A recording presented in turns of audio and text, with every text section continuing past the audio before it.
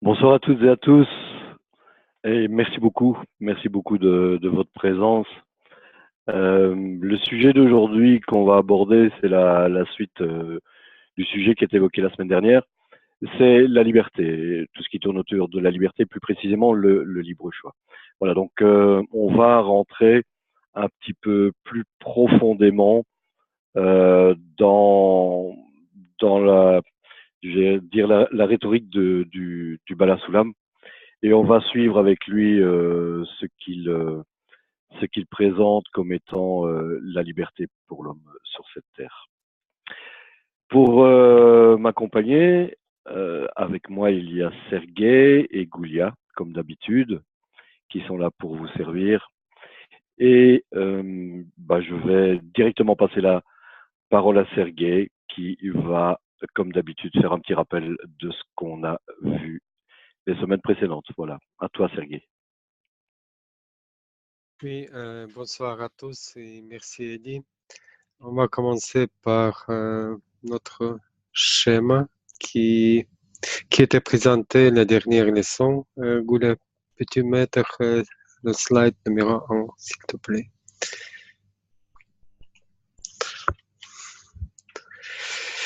À la leçon précédente, on a étudié trois sujets principaux: le plaisir et la douleur, l'influence de la société. Où peut-on avoir le libre arbitre si tout est prédéterminé? C'était trois points qu'on a discuté la leçon précédente. Qu'est-ce qu'on a appris? Euh, on a appris que nous sommes nés avec les propriétés innées. On n'a pas choisi où nous devons être, dans quelle société, comment grandir ou recevoir l'éducation, etc. On a appris euh, trois facteurs qui influencent la prise de la décision. C'est le programme qui, qui, qui est composé de principes basiques: rechercher le plaisir maximal avec un minimum d'effort. Euh, c'est la propriété avec laquelle on était né et l'environnement. Ce sont des trois facteurs qui influencent la prise de notre décision. Dans la dernière leçon, on a appris aussi que nous n'avons pas le libre arbitre dans nos désirs matériels, que nous avons un programme inné qui nous oblige toujours à choisir le plaisir plutôt que la douleur, et que la société détermine le type de plaisir que nous allons favoriser. En outre, nous avons appris que dans cette situation, la forme par laquelle nous allons nous développer peut être soit lente et douloureuse. On dit le chemin de la douleur, on dit dans la Kabbale. Soit rapide et agréable, le chemin de la lumière, ou on dit le chemin de la joie. Et on a appris aussi que tous les états de notre développement qui se réalisent selon le programme connu initialement. Et ce programme est appelé régiment. Régiment, une sorte d'information spirituelle qui se développe au fur et à mesure de notre développement. Voilà, donc j'espère que vous vous souvenez de tout ça parce que on va se baser là-dessus pour continuer le développement, l'argumentation, etc. et la réflexion, bien évidemment. Alors, j'espère, bon, c'était un long week-end de congrès où chacun d'entre nous a été présent, actif, etc. Donc, j'espère que vous avez bien reçu chacun le petit rappel du cours de la semaine dernière avec les liens et les liens, entre autres, pour le test. Voilà. Si les choses ne se sont pas passées correctement, veuillez nous pardonner parce qu'on était, on était absent tout le week-end, quoi. Voilà, en fait. Et ce test, la première question, on demandait de mettre en corrélation le type d'environnement et les désirs éveillés par cet environnement. Et on parlait, d'abord, on vous proposait, dans le cadre d'un environnement qui est l'école de commerce. Bien évidemment, les propositions étaient richesse, pouvoir, connaissance et spirituel. Ce qui vient tout de suite à l'esprit, c'est l'école de commerce. C'est surtout le désir de richesse qui est recherché dans ce type d'environnement. Bien évidemment, le pouvoir et les connaissances sont également valables, mais plus secondaires que dans une école de commerce. En ce qui concerne, par exemple, un environnement de politiciens, qu'est-ce qu'on recherche avant tout là-bas? On recherche avant tout le pouvoir. C'est le pouvoir que les politiciens aiment finalement. C'est ça qui les motive, c'est ça leur carburant. Et bien sûr, les autres propositions, la richesse et les connaissances, ça en fait partie, mais en moindre mesure. Mais le spirituel, peut-être. Il est possible que nos politiciens ont comme désir d'aller chercher quelque chose de spirituel là-dedans, mais bon, on peut peut-être en douter.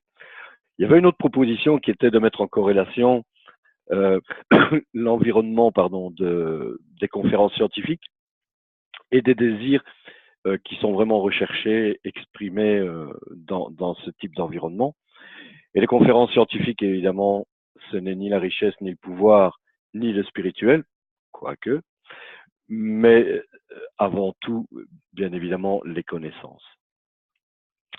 Et puis, pour terminer, je pense que c'était... Non, il y avait encore une proposition qui était les congrès de Kabbale. Voilà, donc on a eu le congrès de Vilnius, je vous ai dit, auquel on a participé. Et qu'est-ce qu'on a été rechercher là-bas? On a été chercher évidemment le spirituel. On a essayé de satisfaire notre désir de spirituel. Certainement pas de richesse, certainement pas de pouvoir et certainement pas de connaissance, quoique. Et last but not least, qu'est-ce qui peut changer une personne? C'est la deuxième question à laquelle on vous proposait de réfléchir. Qu'est-ce qui peut changer une personne? Soit le caractère, soit le génotype, soit l'impact de l'environnement et le psychotype, je dirais, le type de comportement de la personne. Et ce qui, évidemment, on l'aura tous compris, qu'est-ce qui peut changer une personne si on a tous bien écouté la leçon précédente, c'est l'impact de l'environnement. Et sur ce, on va encore accentuer les choses aujourd'hui. On va développer l'argumentation et on va passer par, je dirais, les chemins que nous propose le Bala Soulam, des chemins de réflexion. Et vous allez voir que ces chemins sont tout à fait, comment je dirais, bien fondés et accessibles à tout un chacun en fait. C'est évident finalement. Un peu comme, je crois que c'est Platon qui nous a sorti Eureka, mais je n'oserais pas le jurer. Voilà, le plan du cours en fait. Il y a quatre paragraphes, je vais dire, qu'on va aborder. Avec peut-être, je pense qu'il y a un malentendu. Les étudiants n'ont pas reçu le test de 4e leçon. Il n'y avait pas.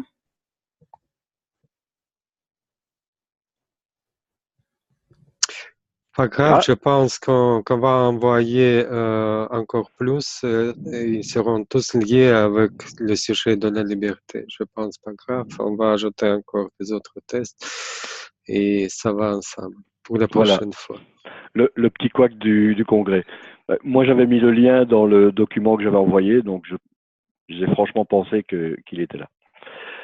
Veuillez nous excuser si vous n'avez pas eu ça. Bon, ben voilà, on a passé ça en revue. Peut-être un peu trop vite. Si j'avais su, j'aurais pris plus de temps. Donc, on vient de rafraîchir un peu la mémoire et on va poursuivre l'argumentation du Bala Soulam dans son article La liberté, que je vous engage à aller lire. On vous le fera passer. Je pense que ce serait une bonne idée. C'est un texte très long, une bonne vingtaine de pages, pratiquement 30 chapitres, mais sur le seul sujet de la liberté. Mais je pense que ça vaut la peine de se plonger là-dedans. Donc, on va essayer de résumer les choses aujourd'hui et le plan du cours divisé en 4 points. Le premier qui sera 4 facteurs. Le Bala Soulam nous propose 4 facteurs sur lesquels poser nos réflexions et pour essayer de déterminer où se trouve réellement la liberté de l'homme. Ensuite arrive, on sort du cadre un peu et on va parler de l'accélération, ce qu'est l'accélération en Kabbale. Par la suite, on va voir que le choix de l'environnement est tout à fait capital en ce qui concerne le libre arbitre et la libération de l'ange de la mort. Voilà. On va aborder ici des notions un petit peu plus kabbalistiques, enfin, qu'on peut associer plus à la Kabbale ou ce qu'on peut en connaître sans s'être réellement penché dans l'étude. Voilà.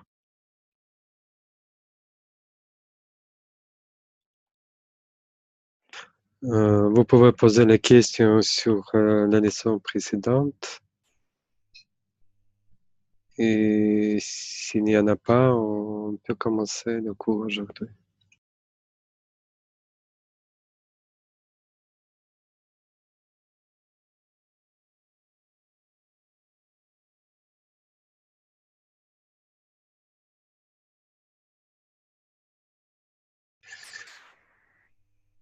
Ok.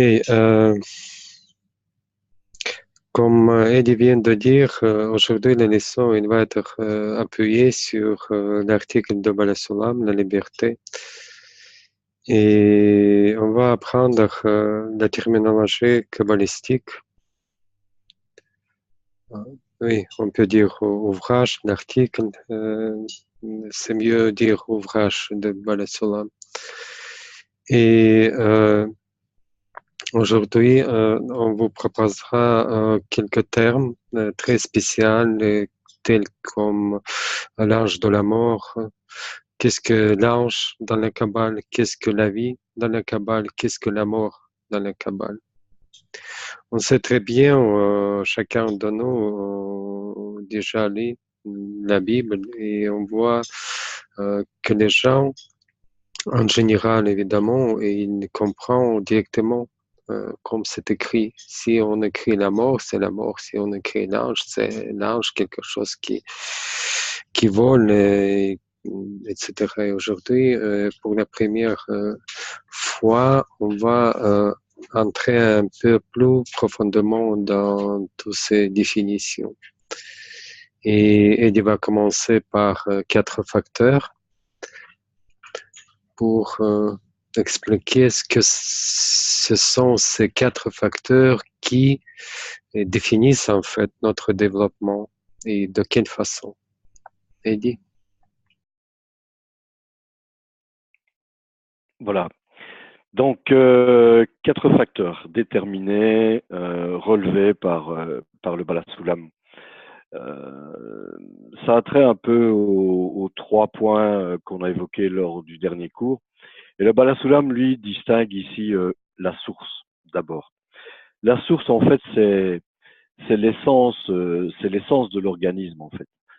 C'est tout ce qui contient, c'est le matériau, c'est vraiment le matériau de l'organisme, le matériau de l'être humain, le matériau de tout ce qu'on connaît au niveau de la vie. Et c'est en fait une somme d'informations qui représente cet organisme, en fait. Voilà. Pour la personne, on pourrait résumer ça à son patrimoine génétique. Et ensuite, il y a le développement de la source. Et le développement de la source, c'est un peu, si on peut faire une analogie avec un ordinateur, la source, ce serait le hardware. Je suis désolé d'utiliser peut-être un anglicisme, mais je ne connais pas en français comment on peut appeler ça, le matériel, voilà, informatique, le hardware. Et le développement de la source, c'est plutôt le software, c'est plutôt tout ce qui tourne autour du logiciel. Et c'est le programme. On en a parlé également lors du cours passé. Il y a un programme. Et c'est le programme qui définit la manière dont tout le matériel va évoluer. C'est lui qui fait que c'est vraiment la génétique. C'est lui qui fait qu'un grain de blé, par exemple, il va rester un grain de blé. Ça donnera jamais lieu à, je ne sais pas moi, à du chèvrefeuille, par exemple. Un lapin donnera des lapins. Il ne va pas donner des girafes ou des êtres humains. Voilà. Et nos scientifiques sont tout à fait aptes à déterminer ces deux facteurs qui sont la source, tout ce qui est génétique, le code génétique, etc. Et la façon dont tout ce matériel va évoluer. C'est programmé. C'est voilà, le blé, il faut le planter en, excusez-moi si je raconte des bêtises, mais il faut le planter en mai et on le récolte en septembre. Voilà. Donc tout est vraiment programmé. On sait qu'il va passer par telle phase après autant de semaines, etc., etc. Donc tout ça, c'est vraiment quelque chose que tout le monde peut appréhender.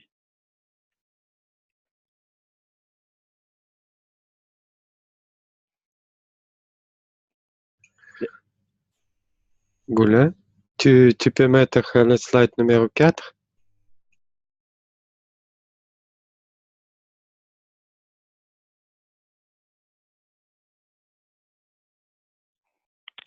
Je pense, Sergei, qu'il y avait encore le troisième et quatrième facteur qu'il faut aborder. Oui, c'est à moi de les aborder en fait.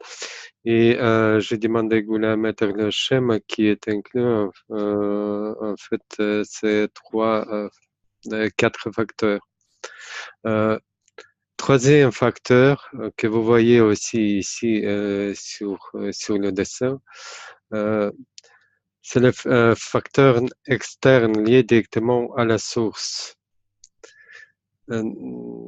Par exemple, si on prend l'exemple le blé, c'est comment il va rester toujours le blé, mais la qualité, il change selon l'environnement dans lequel le blé est grandi.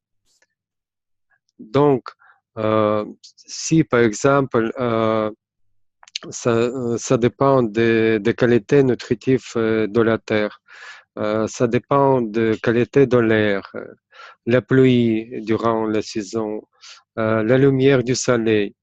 De tous ces facteurs, on va avoir quelle sera la récolte. C'est le facteur externe qui est lié directement à la source.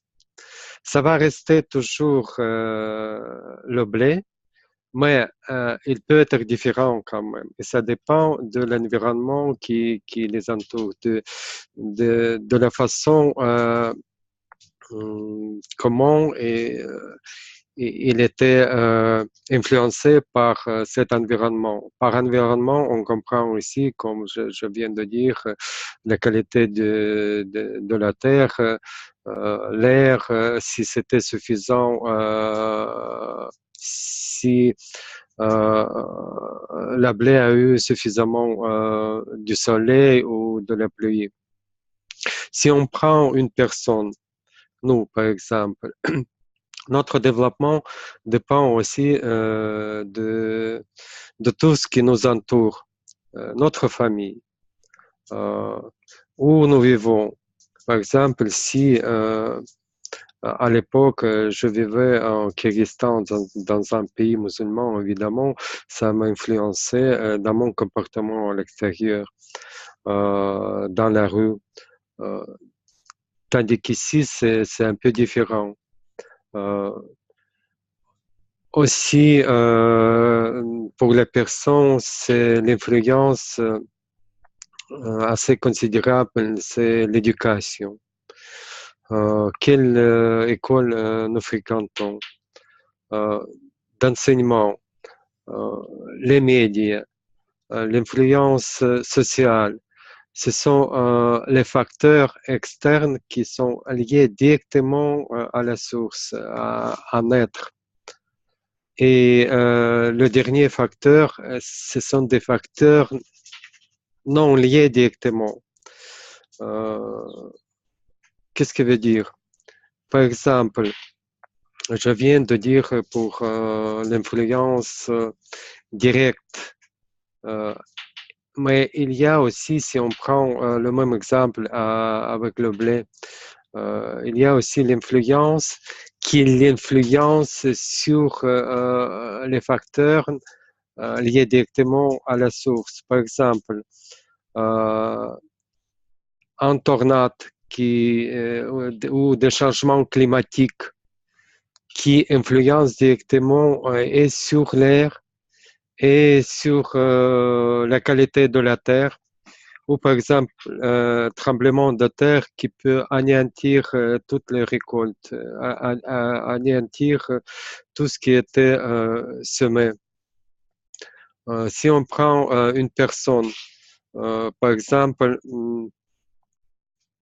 la société elle peut changer à cause de la crise économique. La société commencera à s'adapter à la crise économique. La société aussi s'adapte à des changements climatiques. Ce sont des facteurs qui influencent sur des autres facteurs, sur les facteurs qui, comment dire, sur le schéma. Eddie, j'ai vraiment la difficulté à expliquer en français. Vous voyez, c'est comme une spirale sur le schéma. Il y a des facteurs, il y a encore des autres facteurs qui influencent les facteurs qui sont le plus proches de l'essence, de la source. On a une sorte de cercle. Et si on prend au total tous ces quatre facteurs, on voit bien que les deux premiers facteurs que Eddie vient nous expliquer, on ne peut rien faire. Tandis que les facteurs externes qui sont liés directement à la source, et quatrième facteur, c'est les facteurs externes non liés directement à la source. Ce sont des facteurs, en fait, qu'on peut influencer, qu'on peut changer, qu'on peut utiliser.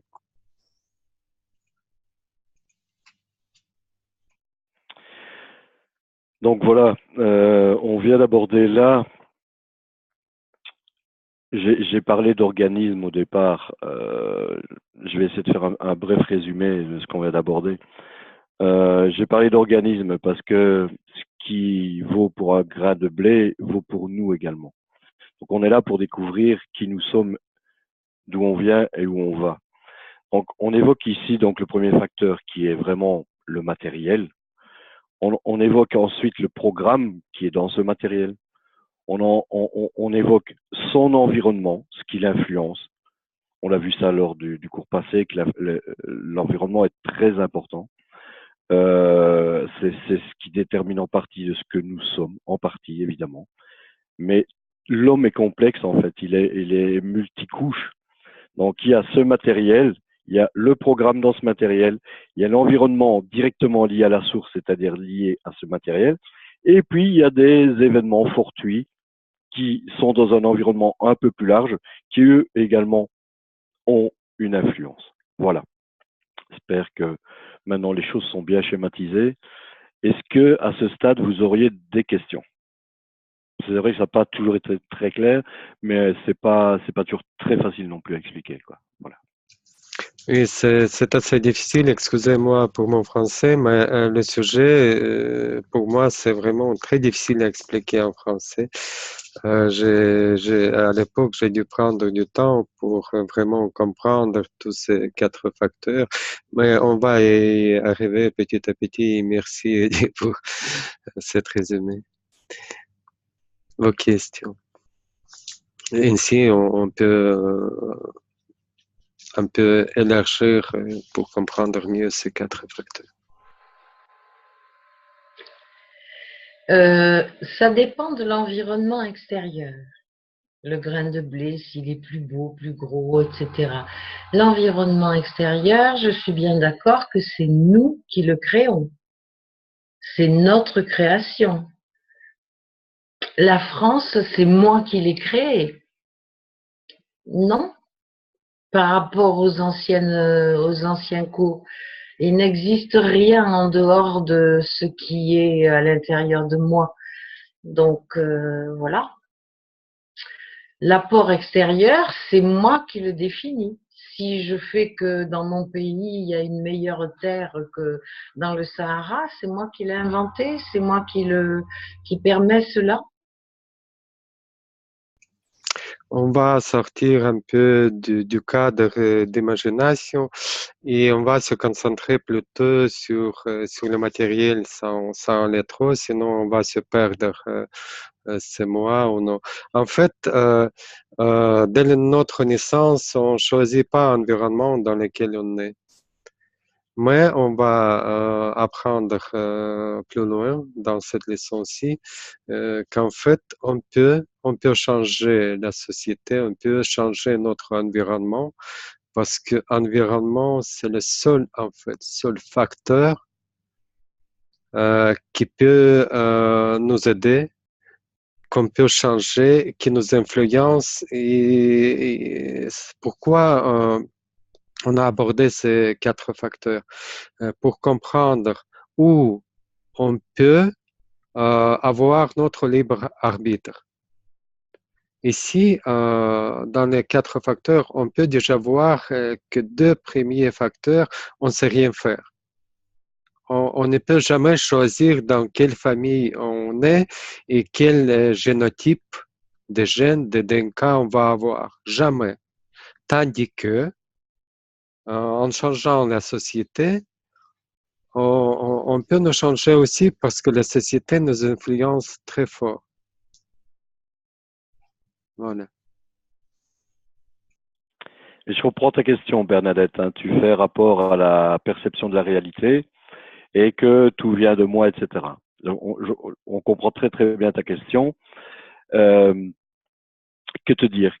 Essayer de te ramener à la fin du cours passé où on disait finalement on est bloqué, on est dans une impasse, tout est prédéterminé. N'oublie pas qu'on a évoqué également un système intégral et n'oublie pas qu'on a évoqué également les réchimos. Ces informations spirituelles qu'on doit réaliser, un après l'autre. Si on prend le schéma numéro 4 que Goulia a mis juste là avant, c'est une spirale, tu vois, qui part d'un point noir et c'est une spirale. Ces réchimos sont en spirale. C'est comme un disque dur avec tu sais, les disques durs, c'est 0 ou 1, imprimé sur une plaquette comme ça. Et tu es obligé, c'est comme lorsque tu lis un disque, quand tu joues un disque de musique, tu passes par tous les éléments comme ça. Et les réchimos, c'est pareil. Et c'est le système intégral qui fait que les choses sont prédéterminées, qui font en sorte que, etc., etc. Mais il ne faut pas trop, essaye de sortir du cadre de la perception de la réalité aujourd'hui. On y reviendra bien sûr, et dans tes études, tu reviendras très très souvent également.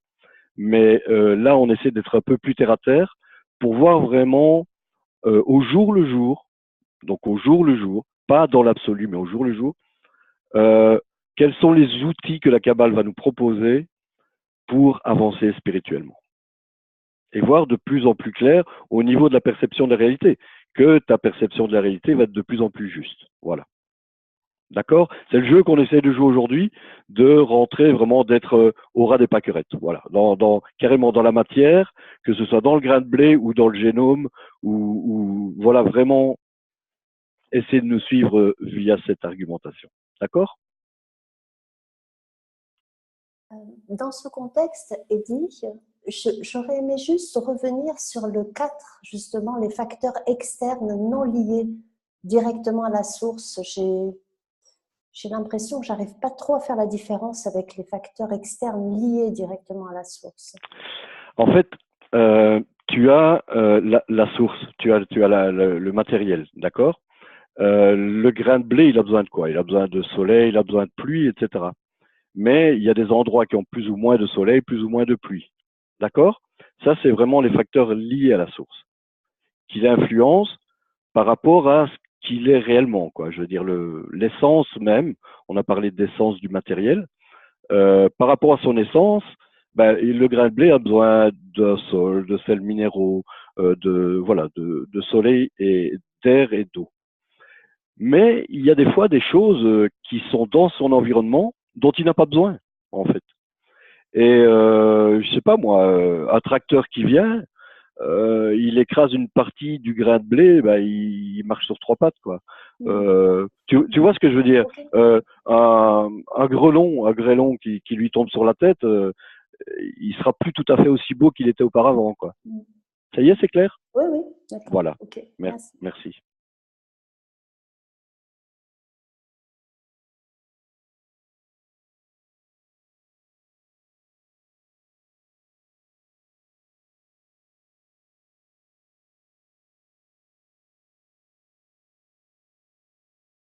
Ok, s'il n'y a plus de questions, on va continuer. Et Goula, on n'a pas besoin maintenant de ce schéma. Merci. On va continuer notre leçon aujourd'hui. Un peu dur. Je ne sais pas ce qui se passe, désolé vraiment. On va parler du point dans le cœur. Vous avez déjà entendu cette notion. En fait, la question se pose comment pouvons-nous exercer notre libre arbitre?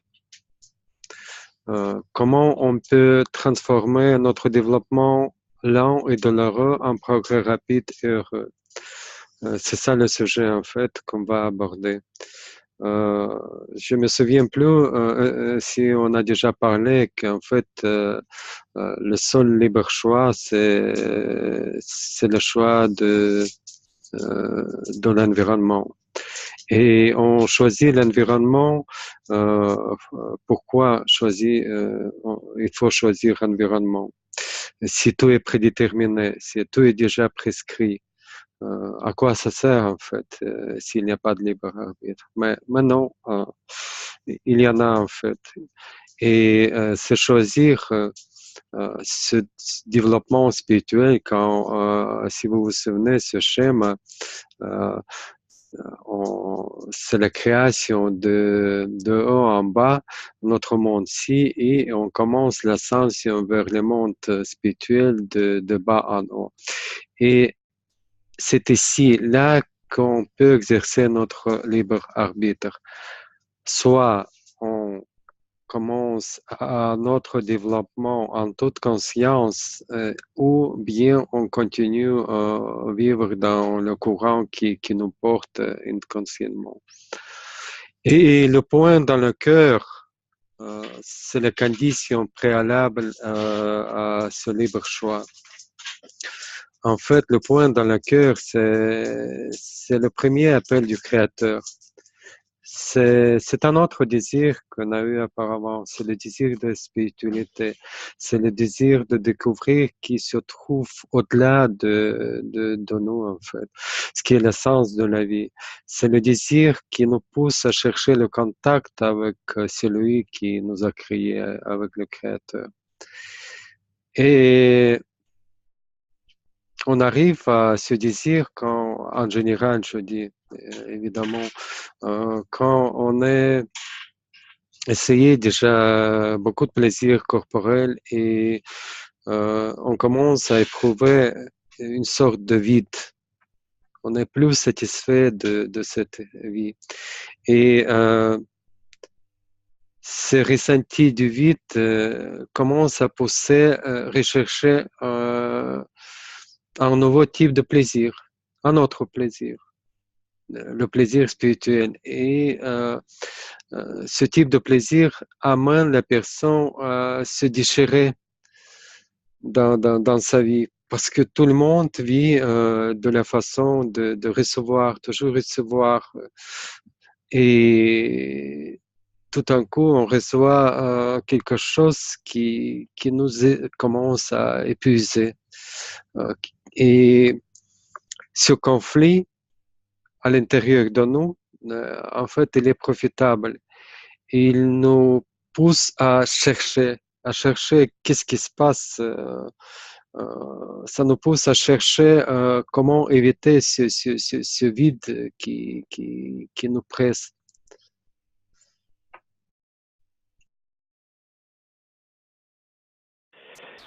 Effectivement, en fait, le désir de recevoir, on l'a vu, c'est ce qui permet, c'est vraiment l'essence même de l'homme, c'est la création.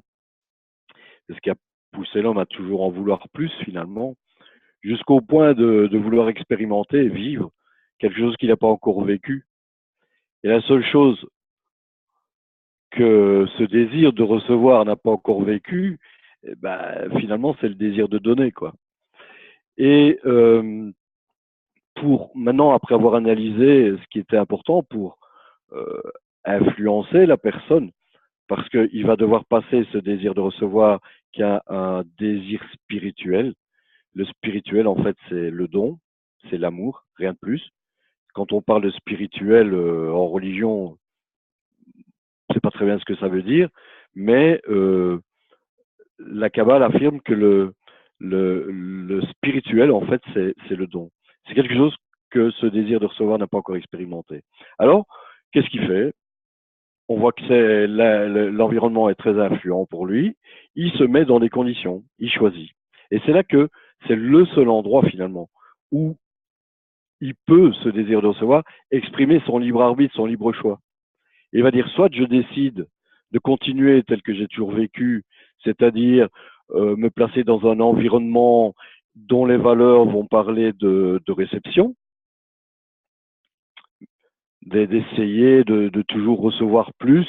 On l'a vu en investissant le moins possible, maximiser le plaisir, pour finalement en arriver à quel point où on se retrouve vide et on en veut encore plus et encore plus et encore plus.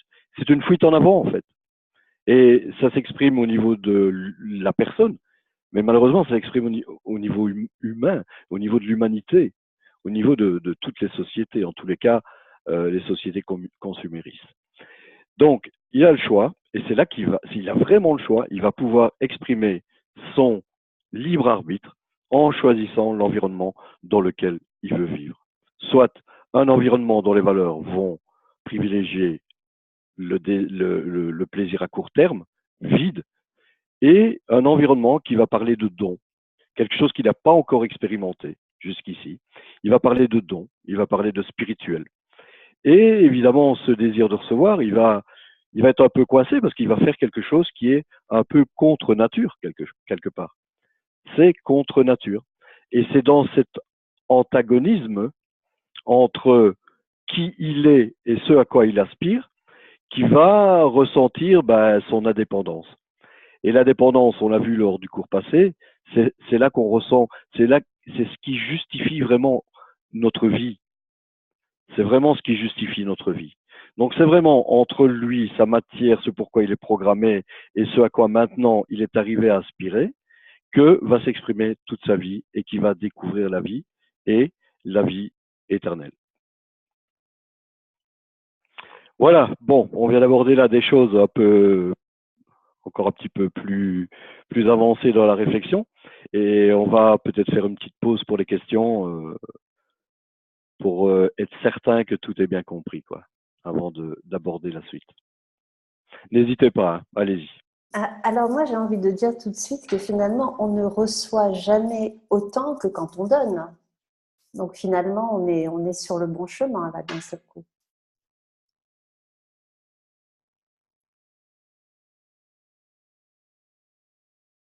Nadine, peux-tu répéter ta question, s'il te plaît? On disait, Edith disait que on est sur ce moment où on est dans la spiritualité, ce libre arbitre, et on est dans le don. Mais finalement, on est toujours dans ce désir de recevoir, puisqu'on reçoit énormément quand on donne. En fait, on n'est pas encore dans le spirituel, ni dans le don, ni dans le bon environnement. On seulement entame ce chemin, ce début. Ce n'est que le début. Et des petits, je ne sais pas ce qui se passe, je suis fatigué ou après le congrès, les conséquences. Un congrès est quelque chose de très éprouvant. Il faut le savoir, je ne sais pas si vous avez déjà eu l'occasion, c'est 3 jours non-stop de spirituel. Et enfin, on essaye, parce que nous sommes des désirs de recevoir, donc on essaye d'être spirituel, parfois même dans les blagues, mais c'est très, très épuisant mentalement. C'est quelque chose qui demande énormément d'énergie, parce qu'on va au plus profond de nous-mêmes, au plus profond de notre désir pour découvrir qui on est, etc. Et ça demande beaucoup de calories, vraiment une dépense énergétique importante. Et on sort de là souvent un petit peu fatigué. Donc voilà. Mais c'est très très bien. C'est comme les sportifs. Après avoir fait leur match, ils sortent de là bien épuisés, mais c'est tout à fait sain. Et quelques jours après, ils sont allez, de nouveau aptes à recommencer, voire même plus fort. Donc aucune inquiétude à ce niveau-là. Donc tout ça pour dire que nous sommes très très loin d'être dans le spirituel. On ne peut pas développer ça maintenant. C'est quelque chose qu'il faut développer graduellement tout au long, tu verras, de tes études. Le don, c'est très très compliqué. Il y a un exemple, par exemple. J'ai pas envie de développer ça parce que ça va faire l'objet d'un cours entier. Une infirmière qui donne, par exemple, prenons même Mère Teresa. Figure emblématique du don, en fait, hein, Mère Teresa. Et la Kabbale ne reconnaît pas en Mère Teresa quelqu'un qui donne, en fait. C'est quelqu'un qui tout simplement se fait plaisir parce qu'elle aime donner, c'est tout. Donc c'est quelqu'un qui, à la fin, de façon ultime, fait ça pour se faire plaisir. C'est parce qu'elle aime ça, en fait. Et le don, ce n'est pas ça. Le don, ce n'est pas ça du tout. On abordera ça dans peut-être 2-3 cours. Je ne me souviens plus, mais je sais que c'est dans la période, dans la session des 10 premiers cours. On va aborder ça plus tard. Donc, effectivement, ça a l'air comme ça, a priori, qu'on reçoit beaucoup en donnant. L'étape ultime en Kabbale, c'est d'arriver à recevoir pour donner. Voilà. Mais on va pas rentrer là-dedans aujourd'hui. D'accord? Suis-nous, fais-nous confiance et on passera par là d'ici quelques cours. D'accord? Oui, merci. Merci à toi de me faire confiance quand je te dis suis-nous et tu verras de quoi on parle, quoi. Pourquoi on s'appuie vraiment sur toutes ces influences de la société, etc. Parce qu'en fait, la spiritualité, c'est le changement de notre nature. Le Créateur nous a créés en tant que receveurs. Et nous travaillons pour devenir comme le Créateur. On doit devenir contraire. Donc, on travaille contre notre nature, quelque part. Vous voyez?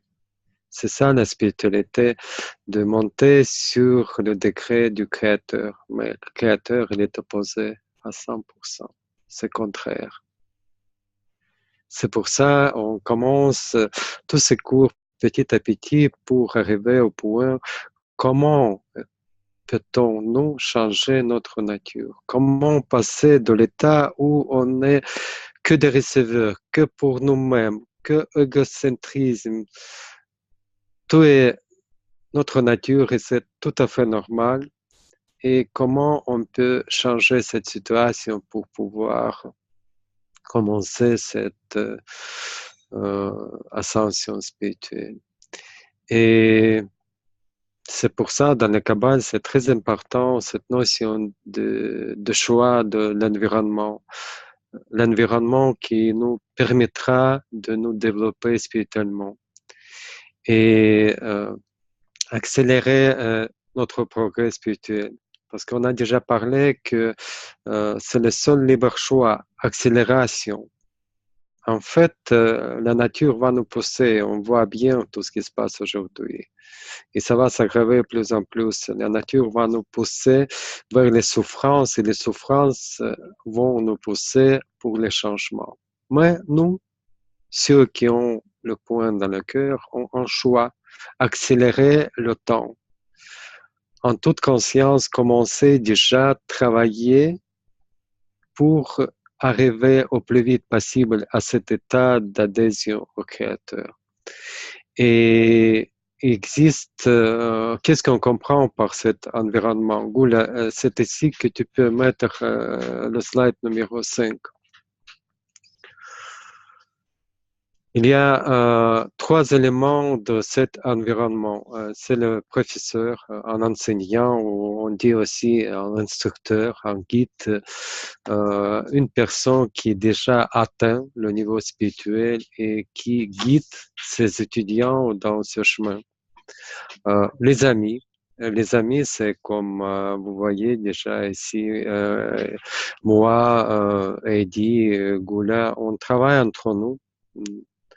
Et on crée des petits groupes où on crée une sorte de laboratoire et on s'entraide dans ce travail spirituel. Et évidemment, troisième élément, ce sont des livres. Ce sont des livres qui étaient écrits par des kabbalistes. Ce sont des livres authentiques. On n'étudie pas des gens qui écrivent ce que c'est la Kabbale et qui en fait sont les gens comme des philosophes qui commencent à inventer ses propres fantasmes, je ne sais pas moi, les trucs qu'ils pensent à savoir, mais en fait, on étudie que des livres authentiques écrits par des kabbalistes. Et si vous avez déjà remarqué, on ne dit rien qui sorte de notre bouche en ne s'appuyant pas aujourd'hui, par exemple, sur Bala Solam. Nous allons lire maintenant, après mon explication, quelques passages de l'œuvre de Bala Solam. Et ensuite aussi, vous allez voir qu'on s'appuie toujours sur les kabbalistes. Et notre tâche, tous ces cours, juste adapter un peu, adapter notre langage au temps moderne. Mais en fait, on n'y dit rien de plus ce qu'on a lu, ce qu'on a appris de notre professeur et de ses livres authentiques. Et maintenant, on a besoin de votre aide, en fait.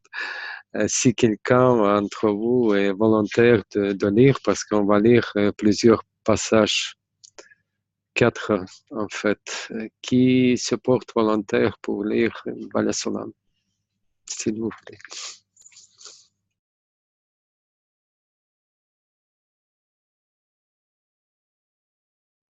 Une occasion d'exprimer votre don.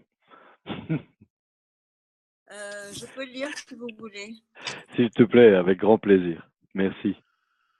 Alors, cette protection implique que nous pouvons toujours rajouter des éléments à notre environnement, représentés par les amis, les livres et les professeurs, etc. Cela ressemble à quelqu'un qui a hérité de quelques épis de blé de son père et qui parvient à faire pousser de cette faible quantité des douzaines de parcelles par le choix de l'environnement de son programme, qui est représenté par la fertilité du sol, les minéraux et les ressources nécessaires à sa croissance.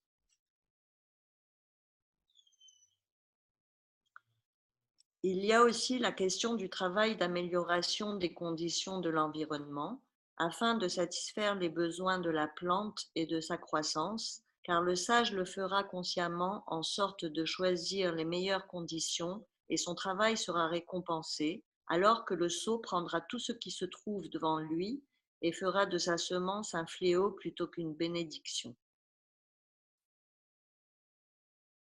En fait, toute la grandeur et la force du grain semé dépendent du choix de l'environnement, Mais une fois la graine semée, sa forme définitive et déterminée selon ce que l'environnement est capable de lui procurer.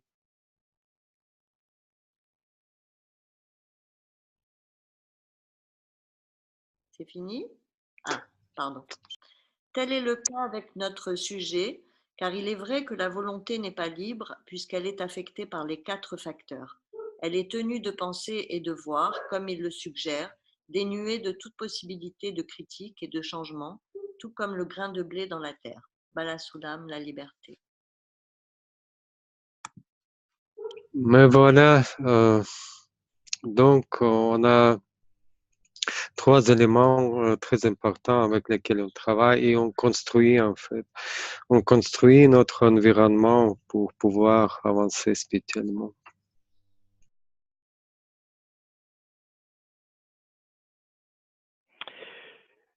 Et quand on construit cet environnement, en fait, il y a 2 aspects. Il y a 2 façons dont on peut créer cet environnement. Le premier aspect, c'est un aspect intérieur. C'est à l'intérieur de cet environnement. Qu'est-ce qu'on y fait? Qu'est-ce qui s'y trouve?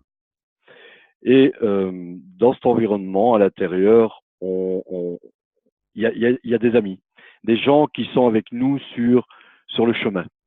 Et c'est avec ces amis, comme Sergueï l'a évoqué, ce laboratoire, on dit de la Kabbale que c'est une science, véritablement, qu'on prouve par soi-même, étant le matériel sur lequel on travaille, étant le scientifique qui fait des expériences sur quel matériel, c'est-à-dire sur lui-même.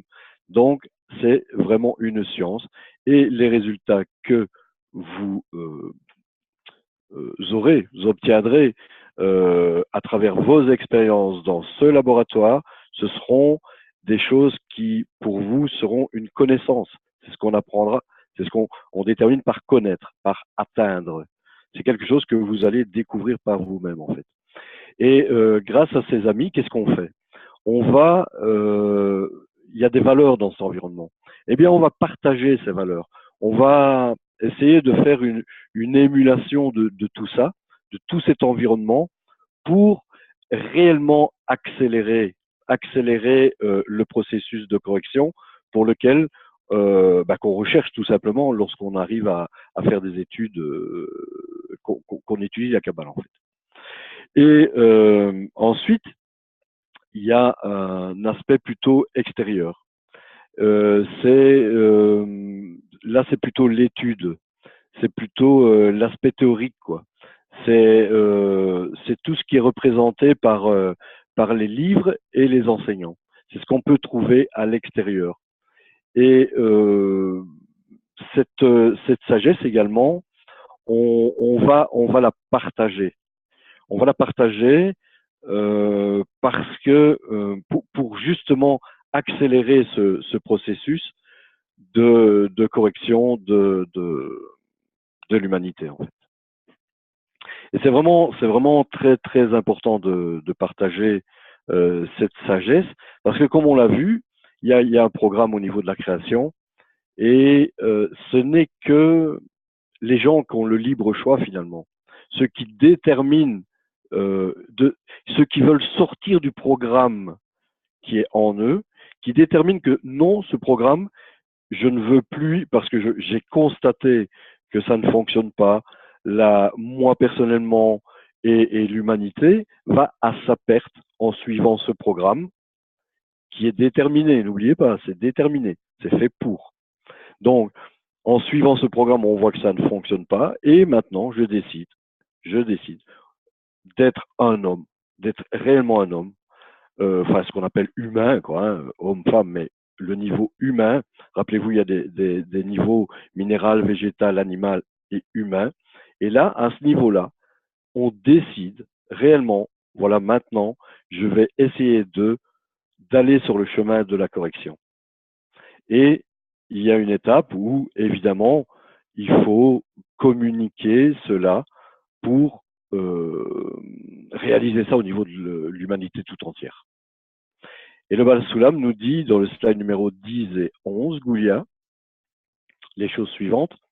Si quelqu'un pouvait lire. Voilà. Maintenant, chaque fois qu'on va mettre des extraits, lancez-vous. Hein, si vous avez vraiment, si vous sentez l'envie de lire, n'hésitez pas. Hein. Pas qu'on soit toujours les seuls à parler.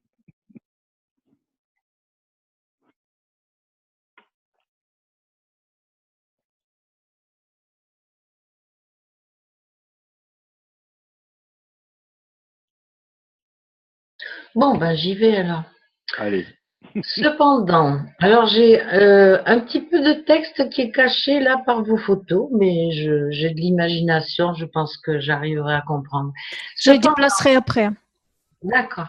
Cependant, dès le début, l'homme a une volonté de libre choix pour choisir un tel environnement, comme les livres et les guides qui, peut-être, amèneront de bonnes pensées.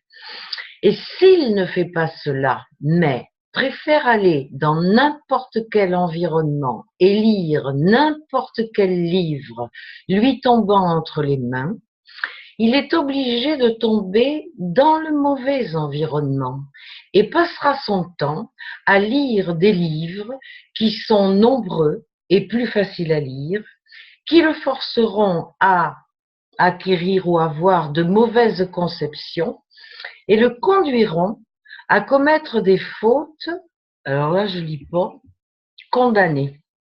Il sera certainement puni, non pas à cause de ses mauvaises pensées et de ses mauvaises actions, car il ne les a pas choisies, mais parce qu'il n'a pas choisi l'environnement adéquat, car c'est en cela qu'existe véritablement un choix comme nous l'avons vu.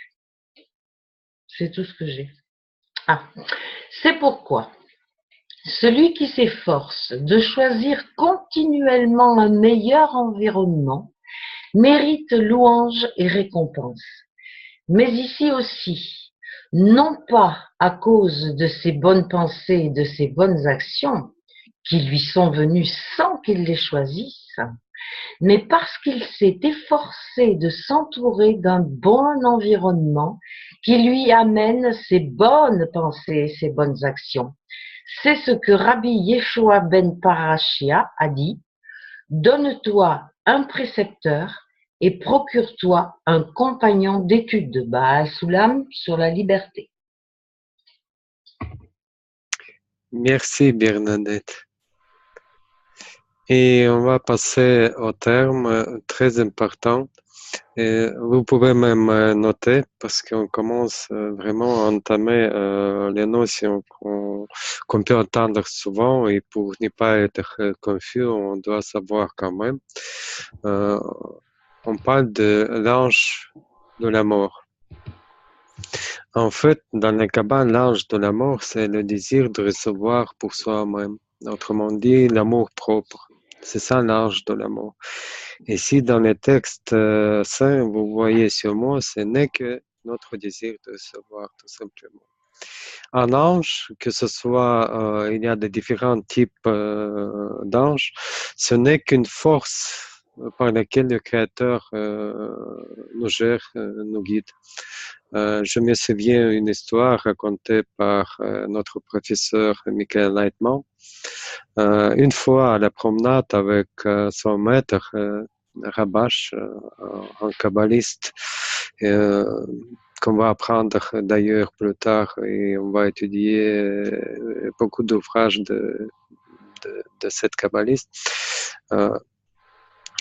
Et en promenade avec son maître, ils ont vu un cheval en fait, qui a appris à appuyer sur la pédale d'une poubelle. Et c'était chaque fois quand il se promenait, ce cheval était près de cette poubelle et il appuyait sur la pédale pour que la couvercle s'ouvre et il a cherché quoi à manger. Et Rabash a dit à son élève à cette époque, professeur Leitman, tu vois ce cheval? Oui, oui, et quoi? C'est un ange. Voilà. C'est un ange. En fait, tout ce qui nous entoure, tout ce qui nous influence, ce sont des forces émanées d'une seule source et toutes ces forces sont des anges. Voilà un petit passage. La vie, Xavier, tu permets que j'essaye d'un peu épiloguer parce que il y a énormément, on parle beaucoup d'angiologie ou en quelque chose comme ça. Je ne sais même pas moi-même, mais je sais qu'on parle beaucoup d'anges dans la Kabbale qui est à l'extérieur et sur les réseaux sociaux. oui. Un ange, c'est tout bêtement une création qui ne fait que ce pourquoi elle a été créée. Donc, si elle a un tel programme, elle l'exécute et c'est tout. Elle n'a pas. Donc, je veux dire un chat qui dort et un chat qui mange et un chat qui, c'est un ange, tout bêtement. Voilà. Donc, c'est une force. La Kabbale ne parle que de force en fait. Et c'est une force qui a été faite pour être là. Bon, et moi, cette force, elle m'influence tous les jours. Elle m'oblige à me lever, elle m'oblige à lui servir à manger, elle m'oblige à le nourrir. Voilà. Donc c'est un ange, mais qui participe à la correction, évidemment.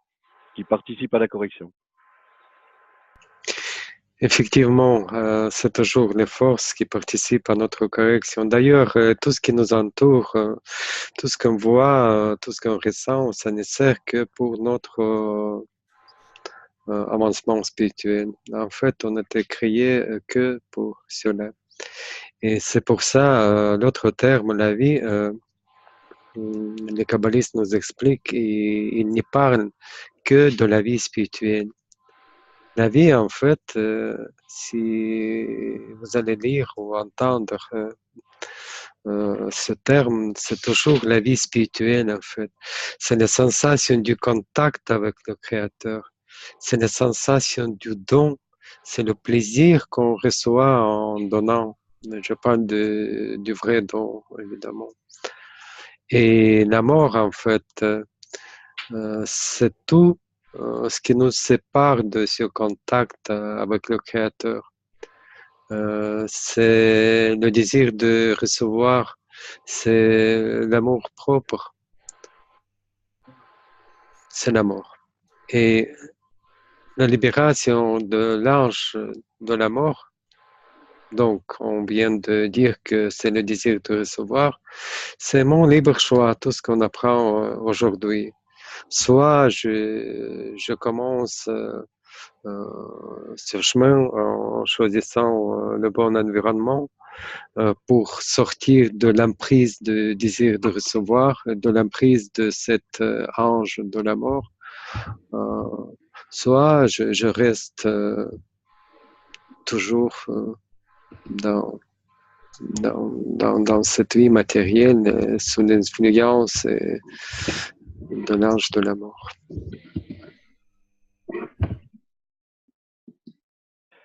Voilà, j'espère qu'on a précisé certaines choses, clarifié d'autres, et que on est parvenu à avancer tous ensemble vers les clarifications de ce qu'est ce que vient d'évoquer Sergueï, ce qu'est en fait le spirituel. Et également, on voit que la correction de ce qui a été créé, c'est-à-dire le désir de recevoir, sa correction dépend et ne dépend que du choix de l'environnement. Et c'est exactement par là que chacun de nous va exprimer, poussé, je vais dire, par le désir de son poids dans le cœur. Chacun est poussé à essayer d'exprimer son libre arbitre. Et on a vu que dans la liberté se trouve la vie. Voilà. Donc, si vous avez des questions, n'hésitez surtout pas.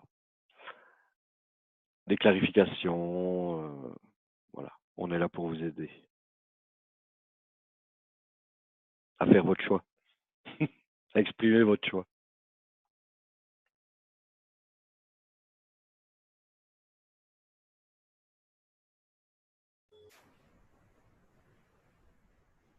Moi, je ne sais pas si c'est vraiment en rapport avec ce qui a été dit aujourd'hui, mais je suis venue à la Kabbale pas parce que je cherchais un sens à ma vie, mais c'est parce que j'étais arrivée à un moment où j'aimais de moins en moins les gens. J'ai l'impression que toute ma vie, j'ai donné plutôt parce qu'on me demandait et je n'ai plus envie de donner.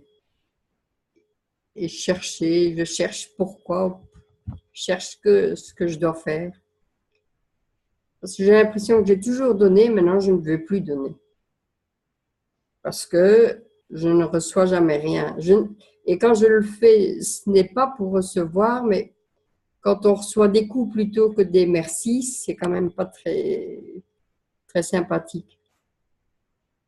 Et c'est comme ça que je suis venue à...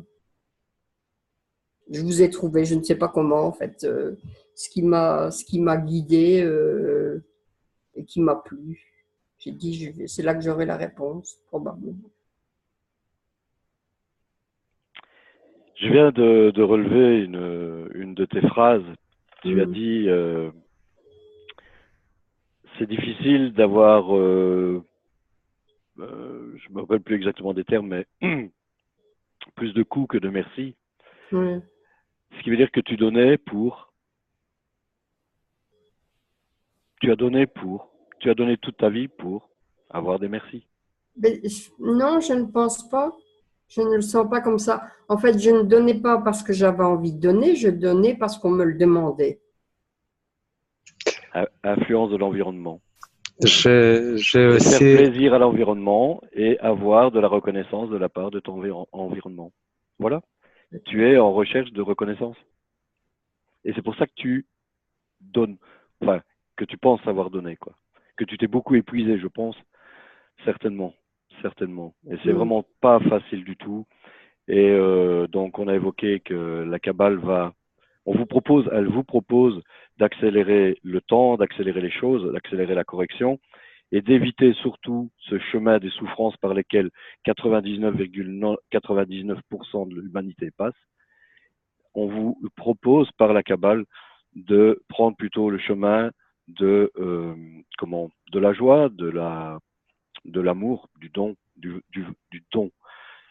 Le don, c'est quelque chose. Même moi, ici, après 10 ans d'études, je vous avoue que pour moi, le don, c'est pas encore tout à fait. J'ai pas encore fait le tour. Hein. J'ai pas encore fait le tour. Voilà.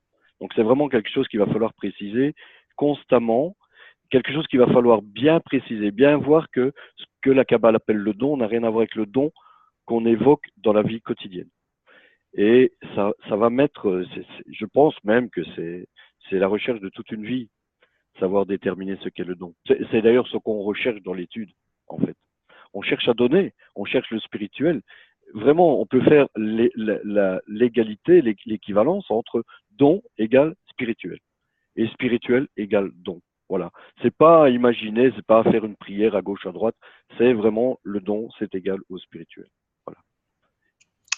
Une fois dans le don, même 1%, on est en contact avec le Créateur et vous n'allez pas en rater, c'est très palpable. Et ce que j'ai retenu de vos paroles aussi, ce sont des coups, si j'ai compris bien, qui vous a poussé aussi à chercher quelque chose. C'est bien cela, c'est le travail du Créateur qui pousse l'humanité entière que par les souffrances. Il n'y a pas d'autre moyen, en fait. On est créé ainsi qu'un homme, si tout va bien, il n'évalue pas. C'est notre programme. Et la différence qu'on commence à chercher à comprendre pourquoi ça se passe, toutes ces souffrances, à quoi ça sert. Et en fait, on arrive à un certain moment où on commence à utiliser toutes ces souffrances pour le développement spirituel. En fait, c'est la bénédiction qui nous a été donnée par le Créateur, la possibilité d'arrêter d'être comme des animaux, mais soulever nous-mêmes en toute indépendance jusqu'à son niveau. Et c'est ça ce qui est magnifique. Nous-mêmes, nous créons notre destin, même si tout est prédéterminé. Vous voyez, c'est toujours, dans la Kabbale, c'est toujours comme ça. C'est toujours sur des confrontations, deux opposés qu'on travaille. Et c'est là, dans cette tension, si vous connaissez un peu d'électricité, plus de tension entre deux forces opposées, plus de force qui se dégage. Si vous vous souvenez, à l'époque, il y avait on a préparé sur les trucs électriques, vous voyez, il y avait une spirale. D'un côté, c'était minus électricité, d'autre plus. Vous vous souvenez, il y avait des trucs où on chauffait, où on a fait la nourriture à l'époque. Et plus cette force entre moins et plus est fort, plus de chaleur se dégage.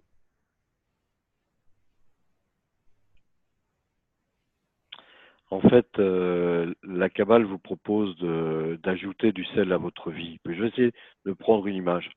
Et le sel attendrit la viande. La viande, c'est la création. C'est le désir de recevoir. Et cette Kabbale, cette tension dont parle Sergueï, cette différence entre le plus et le moins, c'est là qu'est vraiment la vie. Et vraiment, vous allez, par l'étude, ça va donner beaucoup plus de goût à votre vie, ça va donner plus de sens. Vous allez savoir vraiment comprendre de plus en plus de choses. Et cette tension va être de plus en plus, elle va grandir, donc la sensation de vie, ici, là, on l'a encore vu, l'ange de la mort, et la vie, cette sensation de vie, elle va augmenter au fur et à mesure de vos études.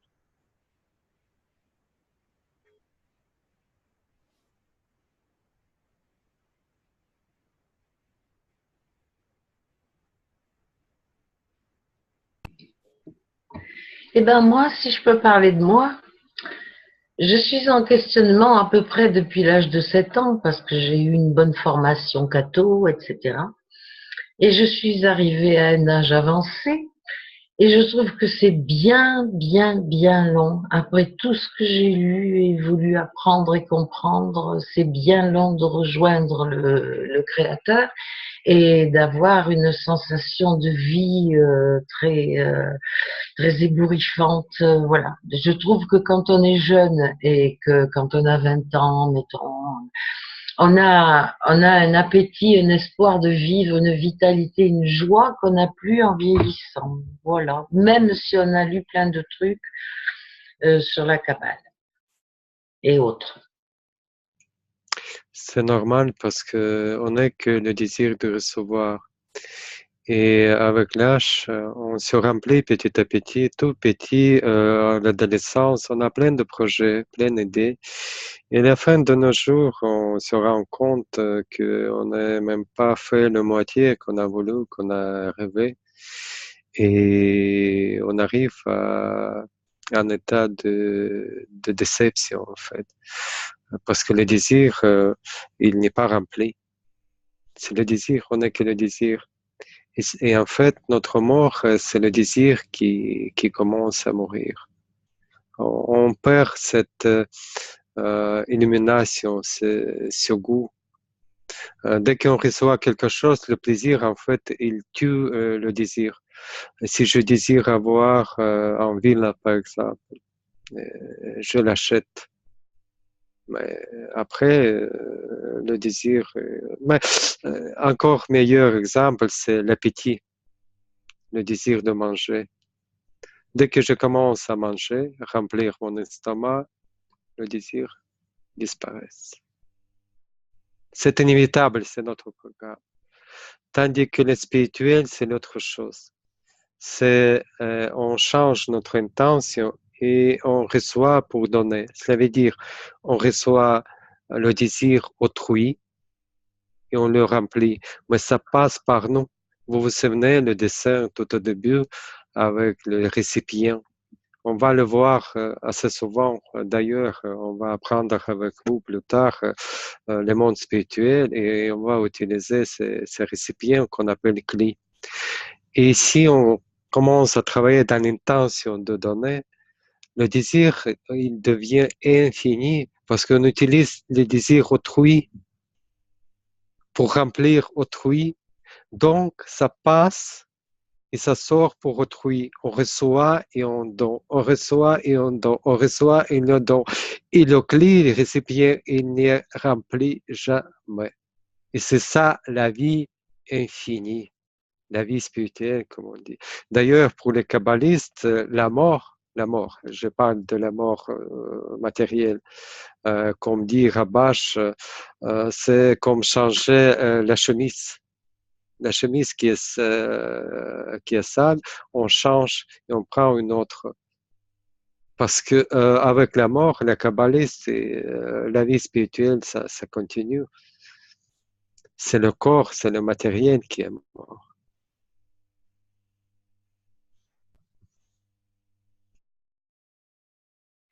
Une analogie également, Sergueï a parlé de l'appétit. Donc manger, on ingère et puis on évacue. Et c'est le fait de manger qui nous permet de continuer à vivre. Eh bien, au niveau spirituel, cette analogie, elle est plus ou moins correcte, quoi.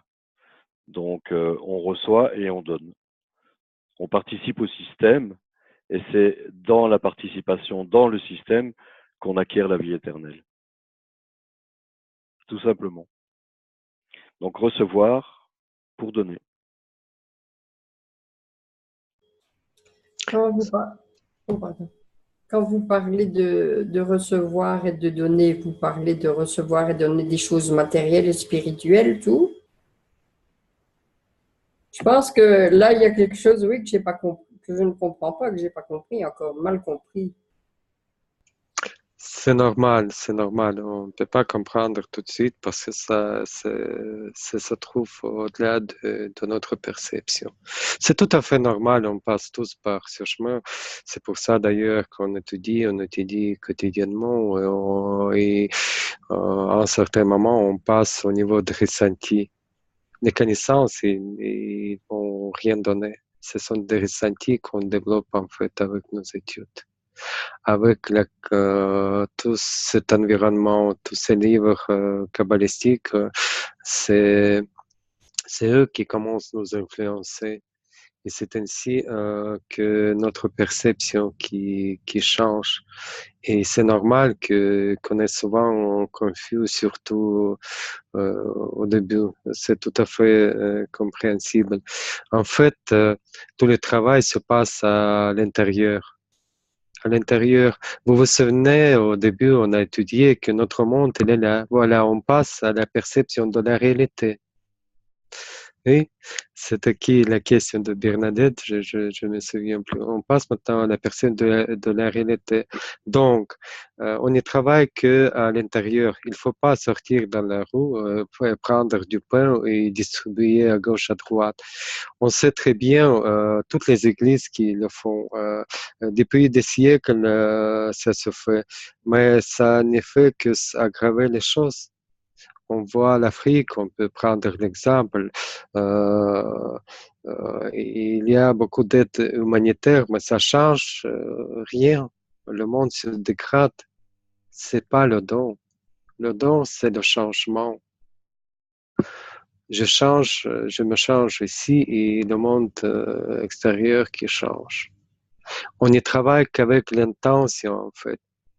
Notre désir, c'est la matière et en changeant notre intention pour le don, euh, on commence à voir des autres actions en fait. Les actions matérielles qui changent aussi, mais d'ailleurs, avant, c'est l'intention qui commence déjà à créer des bonnes actions, pures actions de don.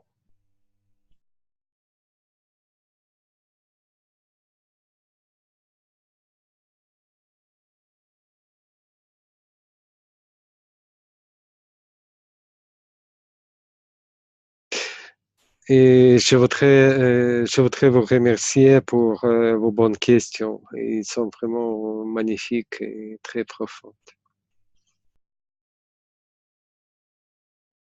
Tout à fait. Et vraiment, ce qui est formidable, c'est qu'elles ont toujours trait au sujet dans lequel nous sommes.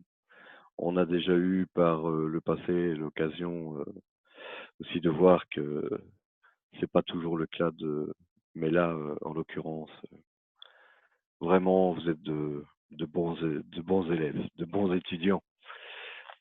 Comme dirait notre Rave, vous ne sortez pas du sujet, donc c'est très très bien. Voilà. Est-ce que vous auriez encore une dernière question ou quelques dernières questions? Sinon, il est déjà 9h20, donc il est temps de se dire à la semaine prochaine. C'est +3 chez moi. Il est déjà minuit passé. Ok, d'accord. Ça ne finit pas parce que je ne vois plus tellement les mots à cette heure-ci. C'est d'autant plus remarquable d'être encore avec nous à cette heure-ci, quoi. Voilà. N'hésitez pas, n'hésitez pas, n'hésitez pas. C'est comme ça qu'on progresse, c'est par les questions. Et il n'y a pas de bêtes questions, je vous promets. On est tous là sur le même chemin et on passe par les mêmes étapes. C'est d'ailleurs ce qui était extraordinaire dans cette science, parce que je rappelle, c'est une science, c'est que les kabbalistes nous disent, Shamati est extraordinaire à ce niveau-là, nous disent que dans tel cas, dans telle situation, en faisant telle chose, on arrive à telle déduction et à telle connaissance. Donc on prouve, dans le laboratoire, on prouve vraiment quelque chose. Et c'est pour tout le monde la même chose, quoi. Tout le monde passe par les mêmes états, en fait. Donc c'est pour ça que les kabbalistes, quand ils parlent entre eux, ils savent de quoi ils parlent, quoi. Ils se comprennent. Voilà.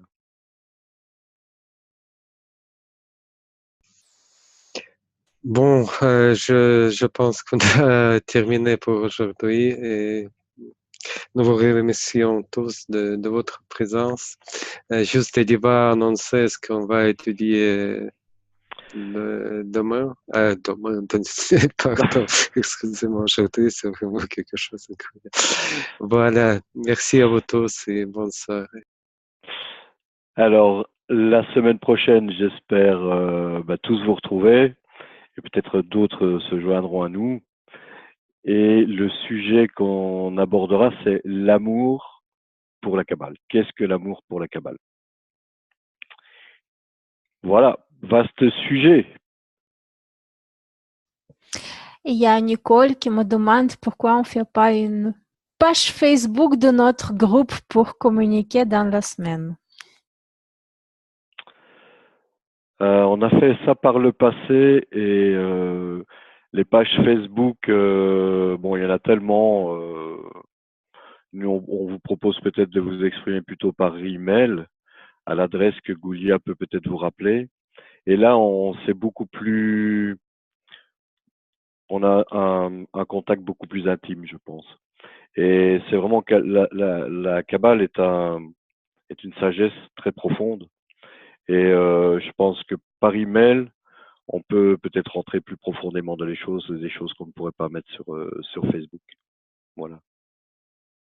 Non, mais c'est aussi, excusez-moi, c'est aussi pour essayer de ramener plus de monde et divulguer un petit peu et avoir une page où on peut partager entre nous des articles, etc. pendant la semaine et en discuter par email, oui, mais c'est un peu plus impersonnel. En fait, Nicole, tu as raison, mais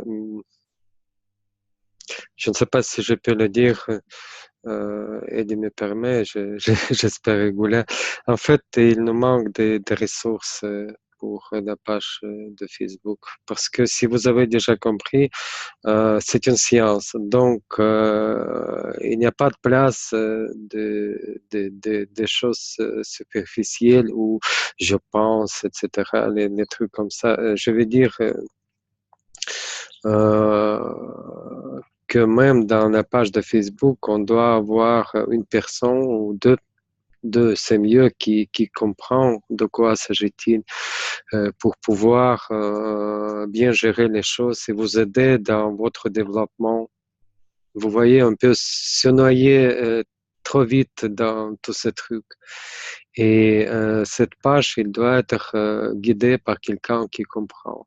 Nous, ni moi, ni Eddie n'ont pas cette possibilité. On cherche les autres amis qui pourraient le faire, mais actuellement, on ne sait pas encore. Même, vous avez dit changer des articles, etc. Vous voyez, il faut savoir. Il faut savoir quel article de vous proposer parce que ça doit toujours correspondre à tout ce qu'on a étudié. Sinon, ça va créer le chaos et le confus dans les études. Vous connaissez, il y a toute une méthode pour l'apprentissage. C'est pas comme ça qu'on peut commencer tout faire dans un tas. Mais c'est vraiment comme dans l'université, on commence par l'école et on arrive petit à petit jusqu'à l'université, le premier cours, etc. On ne peut pas sauter des étapes. C'est très graduel et c'est très important. Encore et encore, on répète que la Kabbale, c'est une science. Et pour avoir une telle page Facebook qui pourrait vous aider à se développer, on doit avoir quelques personnes qui pourraient être avec vous pour vous aider dans ce développement. Merci Sergei, oui je comprends, c'est un peu trop tôt.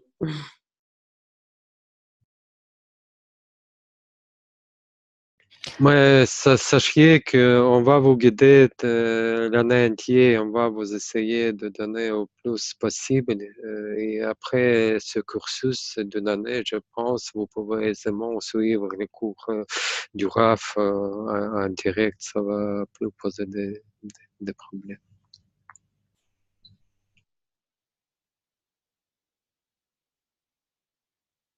On doit réellement finir le cours, c'est déjà 1h30.